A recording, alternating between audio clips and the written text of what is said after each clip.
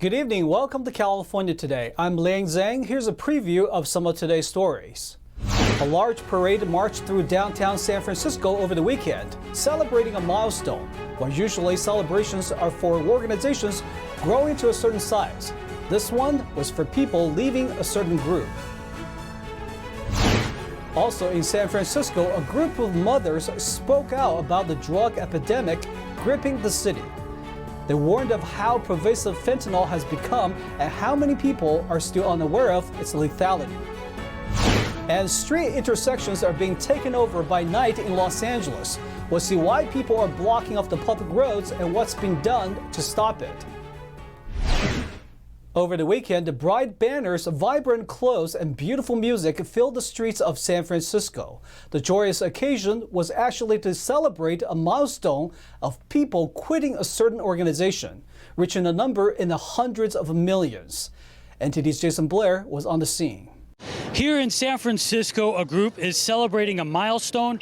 400 million people have quit the Chinese Communist Party, or CCP, and its affiliated organizations. That's according to data compiled by the New York-based Global Tuidong Center, which means the Quit the Party Center in English. It focuses on encouraging people to renounce their oath to the CCP. Many people who've renounced the CCP use aliases to protect themselves from reprisals. And that's a milestone number. That's a big number. And I think that it should scale even higher. And I think with that kind of number, it can wake people up who are not Falun Dafa practitioners to understand the importance of why and why they should sign that as well. In honor of the milestone, hundreds of practitioners of Falun Dafa, also known as Falun Gong, gathered from around the Bay Area to hold a celebratory parade in San Francisco. I'm very happy. Now there's 400 million people quitting the CCP. The goal is not to just have people quit the party, but to learn the reality of the CCP's crimes against humanity. There is so many evil things there. Cultural revolution, the student movement in Tiananmen Square, so many students killed. On June 4th, 1989, after the pro-democracy student protest, the communist regime rolled out tanks and fired guns on college students in the heart of China's capital, Beijing. It's now remembered as the Tiananmen Square massacre. But I was in China at that time. I don't know at all. They say no single student killed. All I can get is from the state-run media, radio, television. Xiong, like many other Chinese people, didn't learn the truth about the deaths until she traveled to the United States. I was part of the medical staff trying to rescue the students and citizens. Our hospital floors, it was like a river of blood. There was blood everywhere. We've never seen this before. It was like war. Zhang also said she remembers the propaganda news on television reporting no deaths, but what she witnessed was one death after another. After that, she made up her mind to move and seek freedom in the United States. For years, Zhang made calls to China encouraging people to quit the CCP.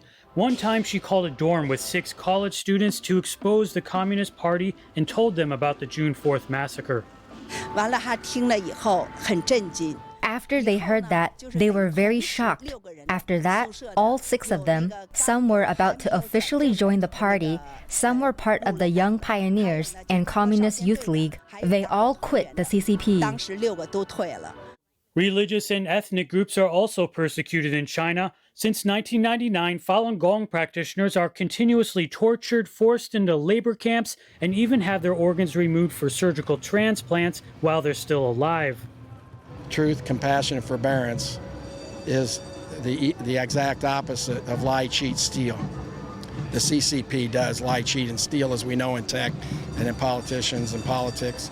So the next step they do is like a gang, fear, force, extortion. That's what they've done with practitioners. Parade onlookers were able to learn about the practice and what the CCP has done. We never thought about something like this is happening in the world.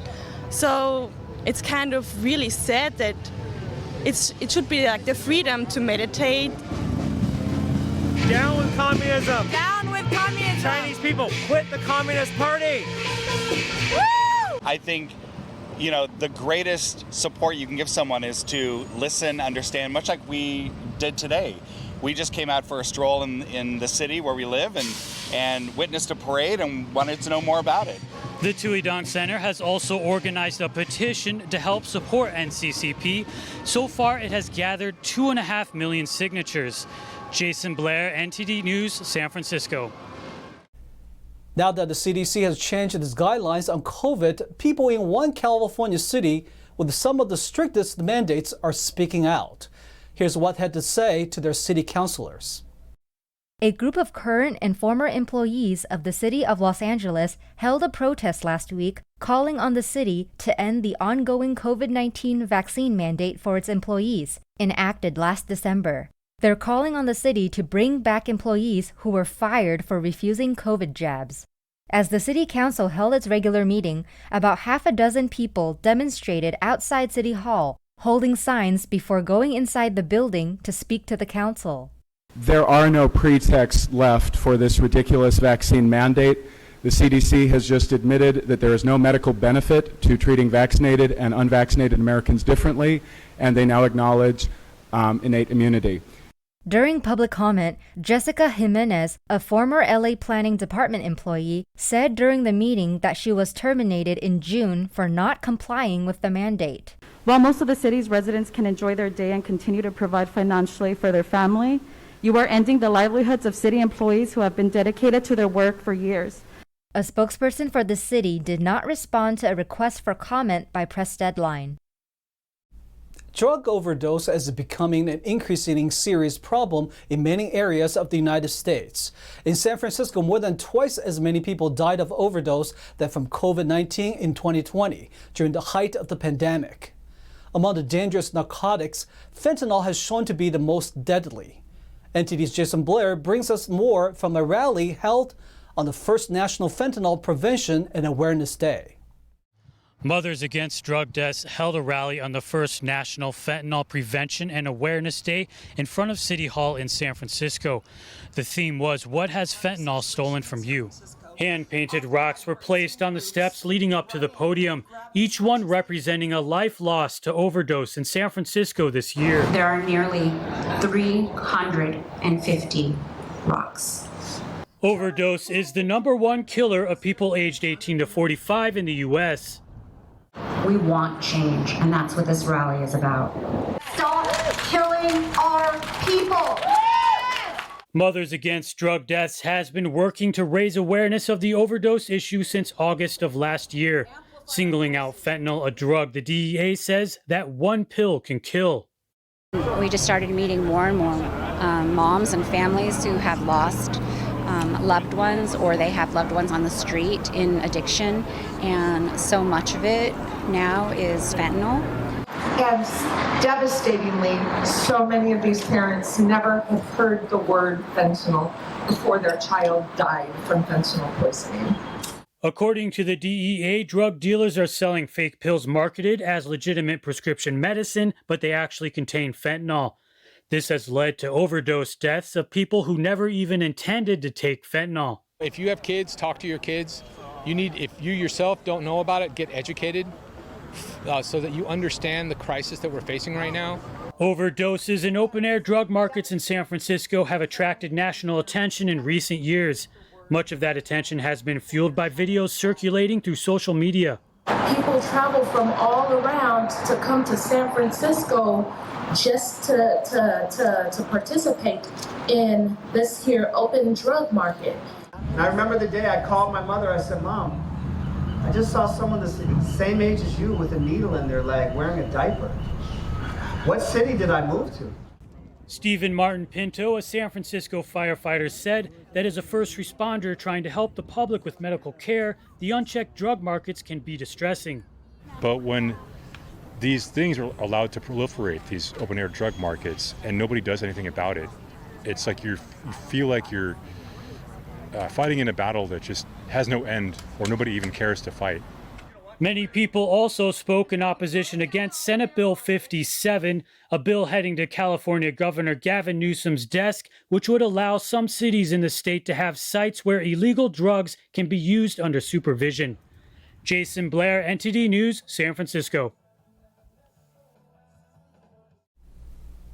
Late night donuts might sound like nothing more than a snack before bed, but that's not the case in Los Angeles. They're the main focus of street takeovers, where people block off intersections to drive donuts in their cars. NTD's Jackie Rios talked to the LA Sheriff's Department about what goes on there and what's being done about it. Dangerous street takeovers are becoming more and more common here in Southern California. But what exactly is a street takeover and what is law enforcement doing to put an end to this growing trend? We talked to the LA County Sheriff's Department to find out more. Intersections are new popular gathering places in Los Angeles for people to show off their driving skills. LA Sheriff's Department Sergeant Michael Downing explained what goes on during these takeovers.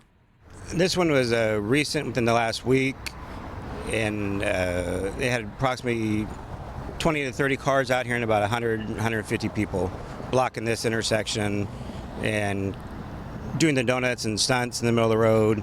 And as you can see by the tire marks and stuff in the road, they even come up on the sidewalks, through the crosswalks, and come close to the parked cars and stuff that are out here every night.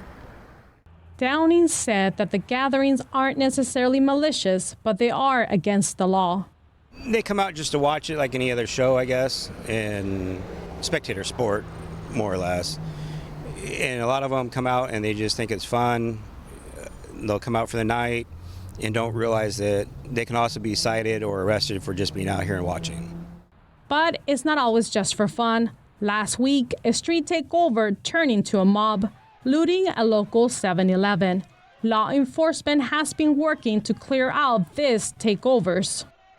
With the resources that we need on a regular night, and depending on what station it is, it can take 2 to 3 patrol cars to clear out an intersection. Sometimes they have to utilize our helicopter support and additional resources from other stations, depending on how large of a crowd they have and if the crowd becomes out of control and violent. And it's taking the resources away from other priority calls. It's pulling resources from other cities, and then we're leaving those cities shorthanded if we have to call it. Los Angeles has installed countermeasures known as spot dots, but drivers have found ways around them. CBS Los Angeles shared footage of drivers circumventing the dots. Instead of just clearing out takeovers, Downing offered a legal alternative where people can do the exact same thing. For those that participate in it, that it is illegal and it's not worth it. Take it to a track that does allow it. There's several racetracks in LA County and San Bernardino and Riverside that do allow this kind of event with safety and everything else. For the residents that get caught up in it, don't drive through it because you'll cause more issues for yourself. Street takeovers are more than just a nuisance. These activities are illegal, they involve extremely dangerous driving, and these activities can result in property damage, injury, and even death. Jackie Rios, NTD News, Los Angeles. We are going to take a short break, but here's a look at what we got for you when we come back. A teenage girl who went missing not long ago may have been found, but it's not the outcome anyone wanted. We're having an update and what may be a conclusion to a chapter in the Kiely Rodni story. That and more on California Today.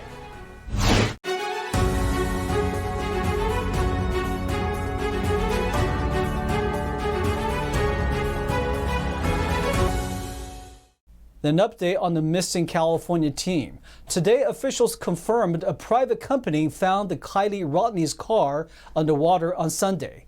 But the question is why police who searched the same lake couldn't find it. NTD's Arlene Richards reports. After a 2-week search by several law enforcement agencies, private search and rescue company Adventures with Purpose found the car of a missing California teen. We have found Kiely Rodni's vehicle and have confirmed that there were remains inside. Officials say it's more than likely the remains belong to Kiely Rodni.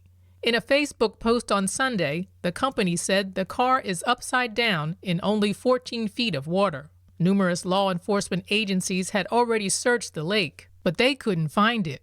At a press conference Monday, the Nevada County Sheriff's Office said they'll need to debrief to analyze what happened. That's a great question. That's one that everybody's going to have, right, is how did we not find it when we were searching? The lake was extensively searched with side sonar, with an ROV. We had divers, we had swimmers. I think that's part of what we're going to have to go back to do and debrief. The 16-year-old had been missing since August 6th after attending a party at the Prosser family campground. Officials directed Adventures with Purpose to a lake near the campground where she disappeared.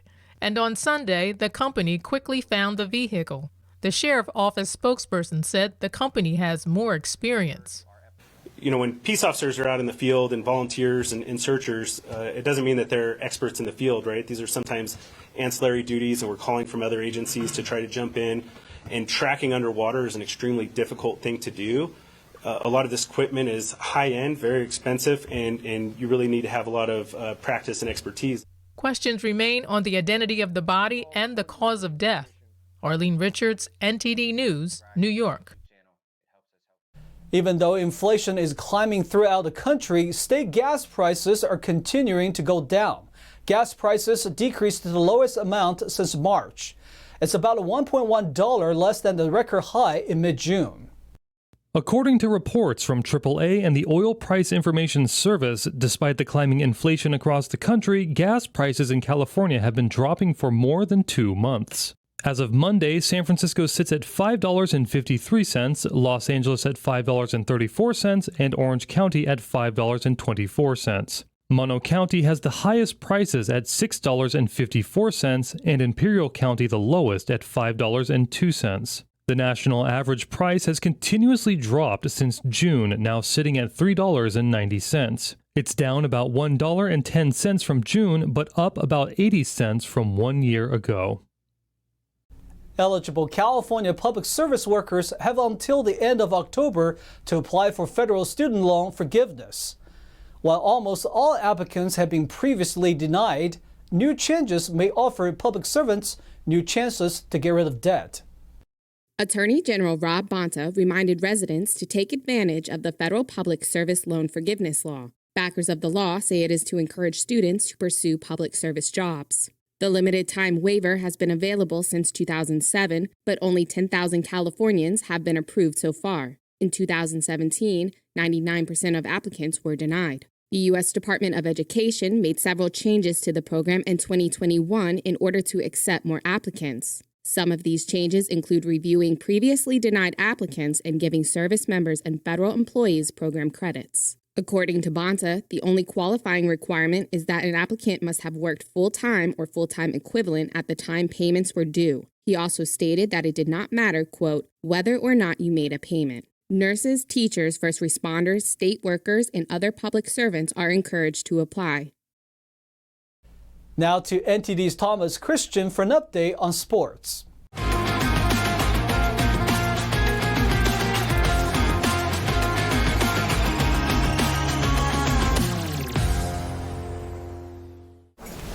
I'm Thomas Christian. It's time for the California Today Sports Roundup. 22-year-old rookie Logan Bruss tore both his MCL and ACL on Saturday in the Rams' preseason loss to the Houston Texans. Bruss's rookie season is over before it even started. The third-round pick was expected to act as a high-quality backup for the Rams' offensive line, with Bruss bolstering the guard position with his 6'5", 309-pound frame. Instead, the Rams will look to Tremaine Ankrum, Jeremiah Colon, or Jack Snyder to fill in for the immediate future. It's important to remember that the Rams are a team that routinely trade their first-round picks in the hopes of bringing in more talent in the immediate future. However, this means they have significantly less youth on their roster, and the loss of Bruss as a third-round pick can be likened to that of the loss of a first- or second-round pick because of their philosophy. Logan Bruss mainly played tackle at Wisconsin, but was expected to move to guard at the NFL level. Still, there was hopes before this injury of Bruss being able to fill in both roles and become an invaluable multi-positional player for Los Angeles. Clayton Kershaw is on the mend from his back injury suffered earlier this month. Manager Dave Roberts said to the media yesterday that Kershaw will not participate in any minor league games as a part of his rehabilitation. Instead, he will complete a build-up program with an individualized group, putting the southpaw through bullpen sessions in a simulated game scenario. The news comes after another major breakthrough for Kershaw's injury, in which he completed the first bullpen session of his recovery on Friday. The 34-year-old is expected to throw from the mound again today, and depending on how that goes, Kershaw could be cleared for a 3 to 4 inning simulated game later this week or next weekend. Evan Longoria hit a grand slam among his 3 hits. Austin Wynns had 2 hits, and San Francisco beat Colorado in Denver. Dominic Leone pitched 2/3 of an inning in relief, and Zach Littell got the 3 final outs for his first save. San Francisco scored the winning run on Wilmer Flores' sacrifice fly in the 11th inning. San Francisco scored twice in the 10th on an RBI single by Tyro Estrada and a run-scoring double by Wynns to lead 8-6. Colorado tied it in the bottom of the inning on RBI singles by Ryan McMahon and Charlie Blackmon, who each finished with 2 hits for the Rockies. Giants 9, Rockies 8 in 11 innings. Cody Bellinger and Max Muncy hit home runs. Rookie Ryan Pepiot went 6 strong innings, and Los Angeles finished a 3-game sweep of visiting Miami with a victory. Will Smith drove in 3 runs as the Dodgers extended their home winning streak to 9 games, while improving to 16-3 in the month of August. Los Angeles also improved its Major League best record to 84-36. Pepiot gave up 2 runs and 4 hits on his 25th birthday with 2 walks and a career-best 7 strikeouts. Marlins starter Sandy Alcantara, on the other hand, gave up season highs in runs 6 and hits 10 over a season low 3 2/3 innings to raise his ERA to a 2.19.